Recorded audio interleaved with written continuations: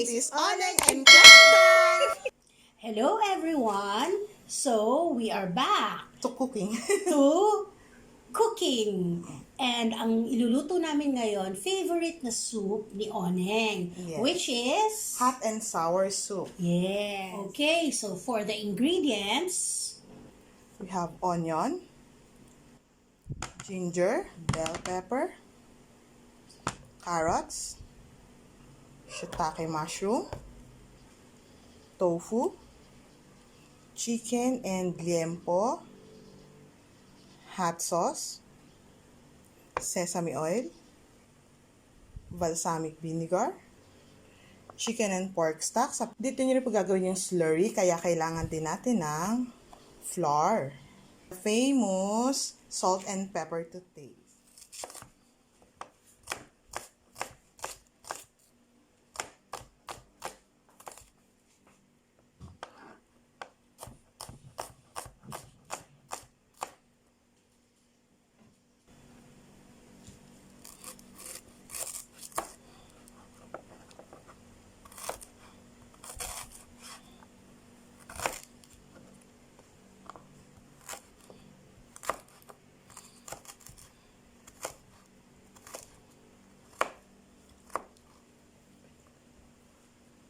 So, Julian cut.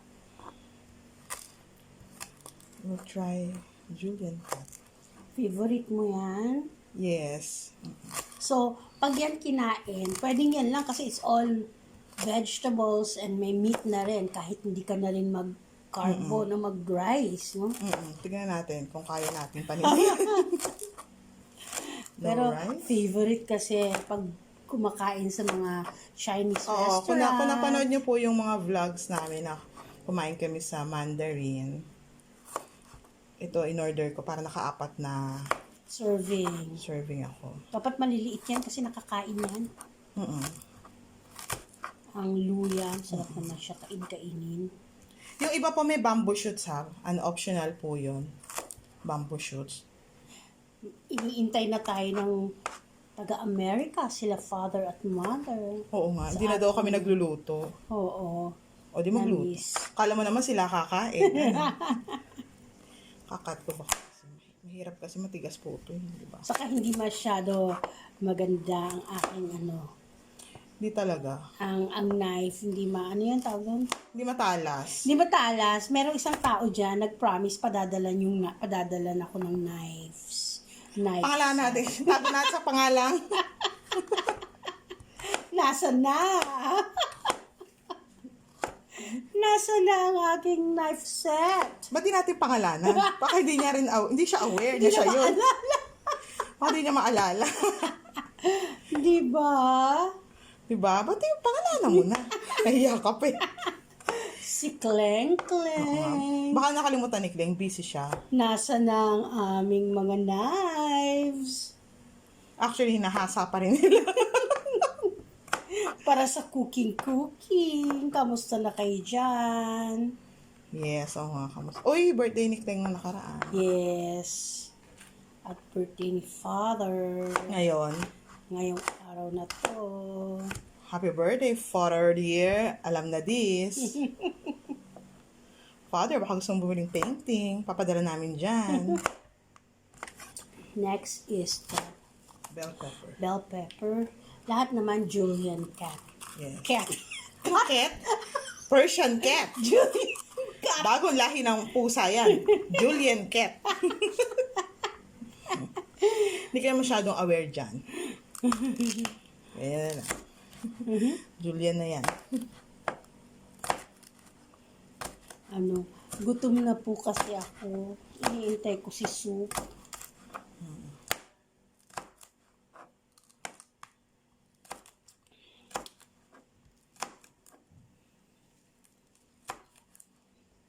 I love the smell of the bell pepper.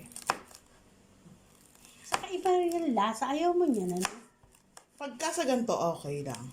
Pero sa mga minudo, hindi ako masyadong Kasi may bell pepper. ang bango niya eh. Iba yung... Sa pizza, gusto ko to, yung mga pag-chard or sa mga tacos, di ba po naging, kung napanood niyo yung paggawa ng salsa. Homemade salsa. Ayan. Next. Then, our shiitake. Fresh yung nabili namin Oo. kasi Pero, wala naman. mas masarap, mas malasa po kasi yung ano, Oo, no? yung dried. no? Tapos, i-rehydrate mo lang sa... Mas matapang yung dating. Sarap. Siyempre, di pwede sayang mabait. Sa tapang namin to.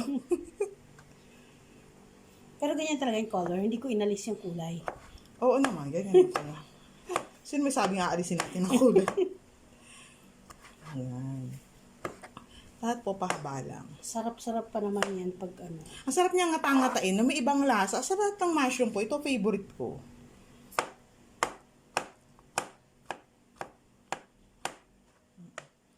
Pwede ito sa hototay din. O the next time hototay, pork soup naman muna gawin natin. Alam mo, diet din pag may time. Saka veggies naman. Okay, then pork sliced thinly. Thinly sliced. Thinly sliced. Ayan. Sliced thinly. Gutom na. Gutom na po. Yan. Konti lang. Konti lang. Yan lang. Tapos yung Slices din. Katawa. Kainis. Yan. konti-konti lang. Pero, Yan po yung ginamit namin. Pwede nyo pong maglagyan ng pork para doon sa mga hindi pwedeng kumain ng pork. At makapag ano pa rin sila ng soup. Ayoko na masyadong mataba. Okay? Dito na muna. And then, ang binili namin, sabi mo kasi, chicken soup pack. Oo, yung soup pa. Kasi shredded lang naman po to. Hindi naman yung buong chicken ng ano. Hindi naman to tinola. hindi din. Para yung pwede lasa. Pwede naman ang breast. Yung breast. Para Pero mas ito kasi, gusto ko mas malasa.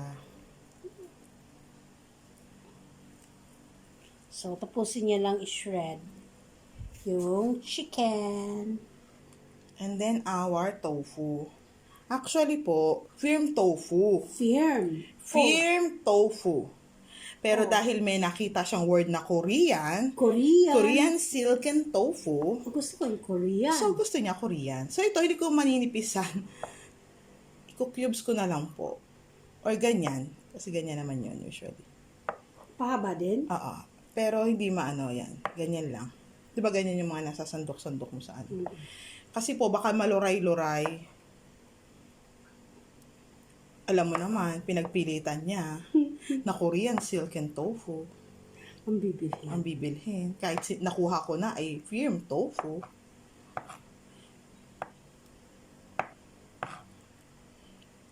Yan. Nakalagay ba doon firm tofu? Yes, firm tofu. Di ba? First time kong gamit ng ganyan. Yan, so, yan po yung natirang, yung pinagpuluan ng chicken and pork stock. And then, actually, mabilis na to kasi soup, i-add mo lang lahat. Pero ako gusto ko munang tikman. This is the balsamic vinegar. And then, amoy hot and sour soup na. And then yan. To make it hot. To make it hot.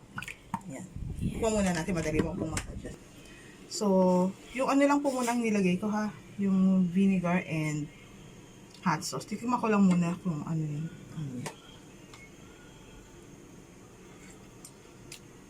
Okay, wala pa siyang lasa sa akin.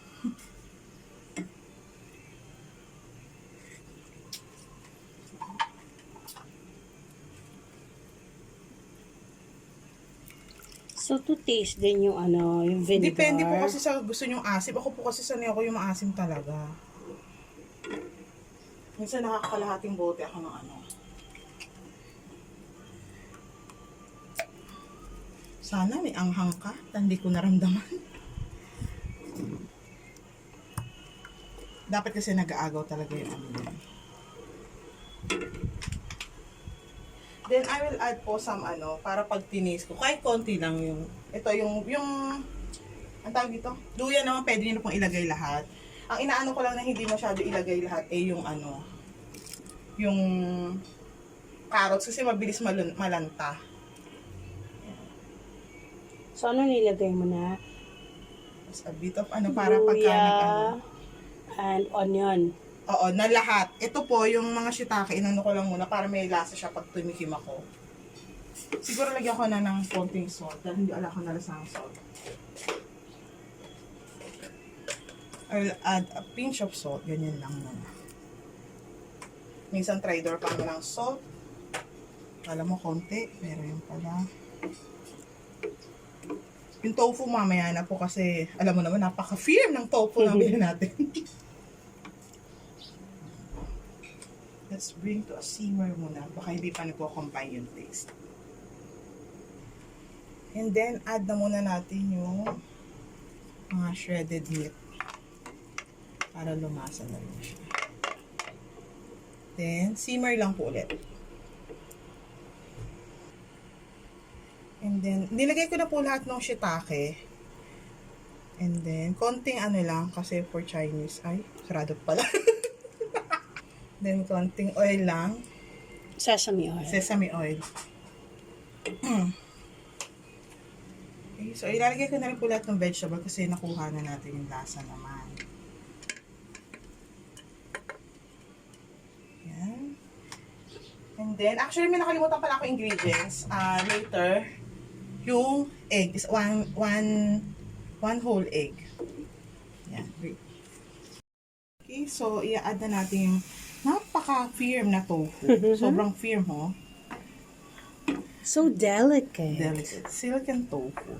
Para ito yata yung mga pang-soup din ng mga, ano naman, Koreans. Okay? And then, prepare your slurry. Siguro, one simmer pa. And then, lalagyan na natin ng slurry. Okay? Okay. So, So, simmering na siya. simmering na. And next is the slurry. Slurry.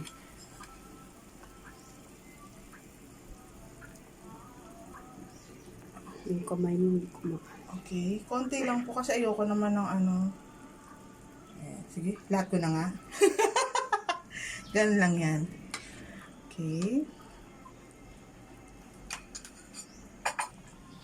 Okay, so once nakita nyo parang luto naman na yung slurry, nagsike na po yung sabaw. So, magdadrop na po ng 1 egg, nilagay ko na rito. And then, pagka po naghalo kayo nun, ganun lang. Huwag nyo pong gawing ano, para lang ribbon siya. Konting ano lang.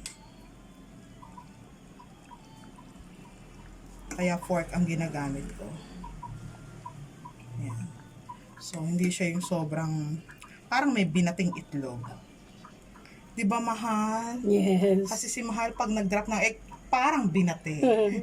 So, parang may konti lang egg ribbons, mga ganyan. Okay?